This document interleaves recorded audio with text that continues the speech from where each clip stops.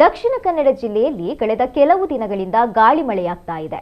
ಇದರ ಪರಿಣಾಮ ಮಹಾನಗರ ಪಾಲಿಕೆಯ ವ್ಯಾಪ್ತಿಯ ಜೆಪ್ಪಿನಮೊಗರು ಇಂಡಿಯಾನ ಸಭಾಂಗಣದ ಬಳಿ ವಿದ್ಯುತ್ ಕಂಬಗಳು ಧರಾಶಾಯಿಯಾಗಿವೆ. 4 ವಿದ್ಯುತ್ ಕಂಬಗಳು ಮನೆಯ ಮೇಲೆ ಉರುಳಿ ಬಿದ್ದಿದೆ. ಆದರೆ ವಿದ್ಯುತ್ ಸ್ಥಗಿತವಾಗಿದ್ದ ಕಾರಣ ಭಾರೀ ಪ್ರಮಾಣದ ಅನಾಹುತ ತಪ್ಪಿದಂತಾಗಿದ್ದು ಅಪಾರ ನಷ್ಟ ಉಂಟಾಗಿದೆ.